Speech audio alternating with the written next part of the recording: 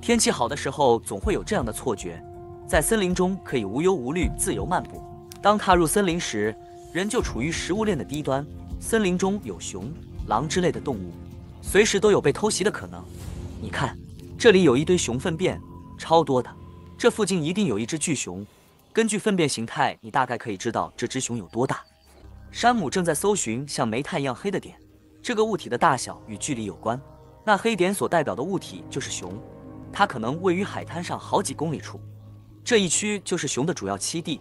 可惜的是，这里太平坦，无法居高临下，只能持续向前推进，直到与它面对面为止。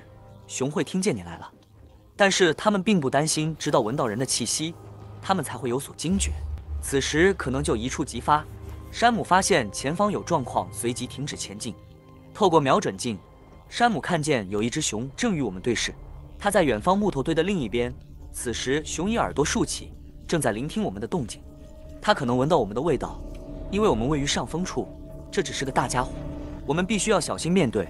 从瞄准镜中发现熊已经站起来了，这只尺寸确实不小，绝对超过100公斤。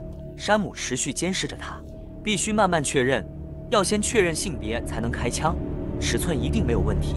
这只熊完全就在我们的射程范围内，绝对不可以心急就胡乱开枪。现在已经完成瞄准，只要扣动扳机就可以放倒它。山姆从瞄准镜观察后发现，好可惜啊，体型这么漂亮的一只巨熊，想不到是母熊，只能果断放弃，让它走吧。为了物种延续，不杀母熊。山姆说，母熊头部有一块与公熊的不同，所以他只要观察熊的头部，有经验的猎人一眼就可以判断是否可以猎杀。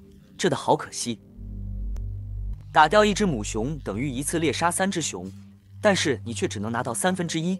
这个族群将不会再有下一代。小熊没有母熊的保护，可能死在大熊手上，或是被狼袭击吃掉。更惨的状况是小熊直接饿死。小熊需要靠母熊照顾2年左右才能独立，所以母熊与小熊不可猎杀。这只母熊如果遇见休闲打猎的人，一定会被一波带走，然后皮毛被挂在人家客厅。他们只管猎物，不论公母，看见黑影就开枪。这些休闲猎人花钱打猎是为了打死动物的虚荣，而不是生活需要。打下猎物只剥下皮毛，那些肉类丢在原地任其腐败。山姆其实有点生气，因为没有发现目标猎物。但是打猎就是这样，没有天天过年的，不太可能只要你想要就能得到。他走到这片海滩，发现了不得了的东西，有蛤蜊。这品种有点像蛤蜊与黄油蛤的混合品种。生活中很棒的事情就是你本来有确切目标，但是目标没达成，却发现了新的东西填满你的失落感。雪中送炭远比锦上添花还要美。山姆打开几个蛤蜊，发现这个肉非常饱满，只要裹上面粉一煎，味道绝对鲜美多汁。蛤蜊是我们从小到大一直拥有的资源，只要认真挖一次，可以挖满20升水桶，然后分批制作成蛤蜊罐头。想喝蛤蜊巧达浓汤时，随时都有的喝，真是太美了。或是制作蛤蜊海鲜煎饼，家里附近本来有蛤蜊的沙滩，全被海獭给霍光了，搞得一颗不剩。这里满滩的蛤蜊真的太赞了，这里将成为秘密蛤蜊农场，想吃的时候就来挖，只要不被海獭发现。这次计划原本是带头熊回家，结果发现一大片蛤蜊滩，也算是好结果。